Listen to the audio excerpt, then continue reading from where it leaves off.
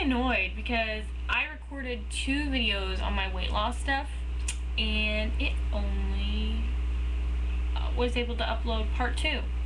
And with quick capture, you don't have it saved anywhere else. So yay, don't you love YouTube? Yeehaw! So anyways, this is the intro again. I'm just starting off with saying I don't even remember what I covered on the other one and what I covered on this one. So if I repeat myself in the second one, excuse me. Anyways, I was just saying that I'm going to be doing a weight loss thing. I did a cleanse, which basically dumps all the toxins out of your body and allows the weight loss to be more efficient and for you to absorb actual nutrients and stuff better into your body. So I did a cleanse for about 7 days, and to start off with my weight loss thing, and then I started doing a video called 30 Day Shred, and it's with Jillian from the Biggest Loser. And if you've never hated someone before, if you do the workout, you'll be convinced she's the Antichrist. Seriously. I'm like, I hate you, Jillian, but she'll be saying things like, you know, my dog's being weird. So she'll be saying things like, you know, she'll be like, you want a modified version of this? There is no modified version of this. I have 400-pound people doing this. You're gonna do this. And you're like, okay, sorry. But she's actually very encouraging as well on top of that. And I don't remember what I covered in my second video in this one, so I'm just gonna go through it all again. I've always had issues with my weight. When I was about 13 is when I started being a little heavier than my sister, who's my twin. And then from about 13 to 16, it just like escalated. Sorry. It just like escalated to the point where when I was 16 years old, I weighed 209 pounds. And it was a major wake-up call for me because I had never been past 200, obviously. And when you're overweight, you never really identify with being overweight. And so usually it's when you see pictures of yourself or see yourself in the mirror, that's when you go, holy crap, you know?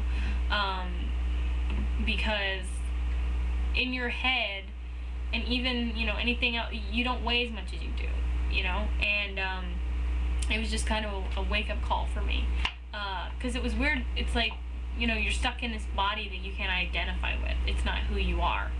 And so I did the Atkins diet, and I actually went from 209 to 187, and then I plateaued, and I just stayed there for years. And about 2005, I think it was, I really started like working out. I'd stopped doing the Atkins diet, obviously, and I started working out, and like hardcore every day, and if not every day, at least 4 or 5 times a week. And I really lost a lot of weight. I got down to 160, and I was there for a long time. And then about a year ago, I started gaining back again because I had kind of quit exercising, that kind of thing. I live kind of sort of a sedentary life. I mean, I'm not like running around a lot.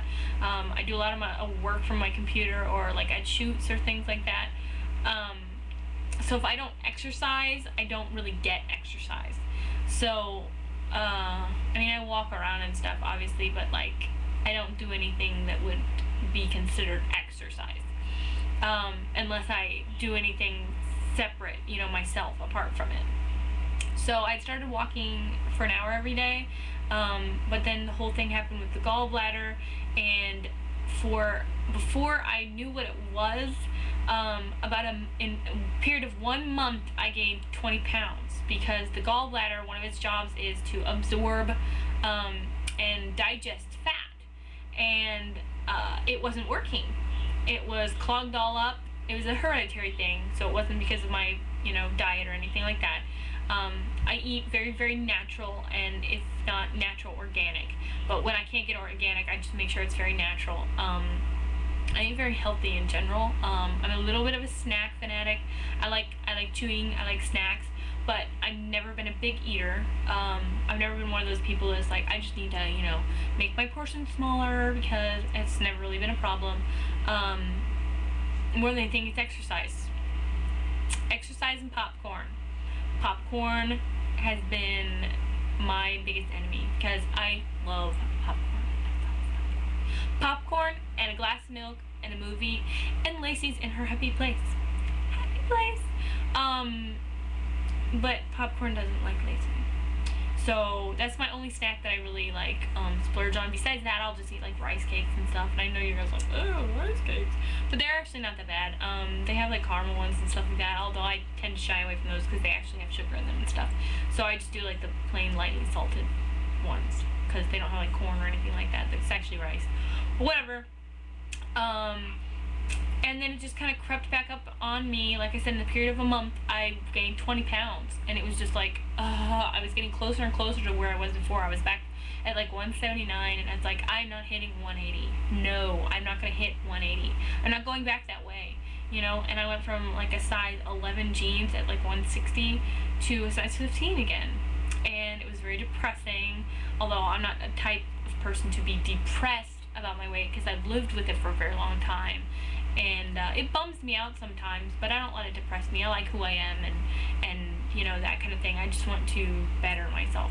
I want my outside to match my inside because I'm a very perky, peppy person, you know, and having extra weight on top of that doesn't really jive with that because, you know, you can't be as active and things like that. I love to dance, and it just makes it hard. And so I just really, you know, I don't remember if I said this in the second video, but I've been watching, it's called, shoot,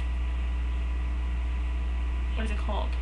Universal Sports. It's a channel that we get here, and they have a lot of triathlons and things like that on there, and Ironman in particular. If you guys have never watched or followed an Ironman, that will bring you to tears. Seriously, it's like, it's not just a race for these people.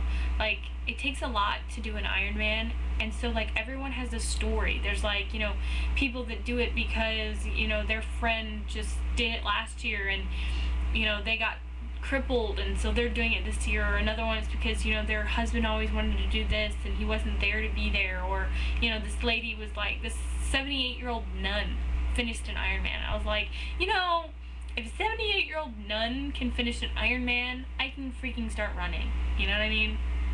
And I've never been athletic, never been an athletic person. I've never done any running. I'm the sort of person that, like, you know, if I go outside to run, I'll get from, like, my house to, like, the end of the driveway, and maybe, like, I don't know. I can't do more than, like, 30 or 40 seconds without feeling like my lungs are burning and I'm gonna die. And, now, of course, through doing Jillian, she has you, like, run in place and stuff like that. It's actually increased quite a bit. I have to hurry this up, my time's almost done for this one, but it's actually increased from the beginning. She was doing running in place, jogging in place rather, for 30 seconds, and I felt like my lungs were going to explode, to 3 days of doing it, and I could go all the way through, and it wasn't a problem, and then some.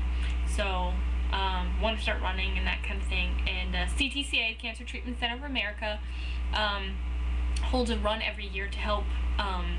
My sister went there, and they just impressed me. They wowed us all at the way they treated people, and so they raise money to people that can't afford it to be able to go there, because it's just, there's hope there. A lot of, you know, hospitals, it's, you know, it's a lot of negative, and I'm not saying all, but it's not as much, it feels drab, but that place is just, it's full of hope. So I'm gonna stop this here because I continued that sentence on my second video, so hopefully this will work.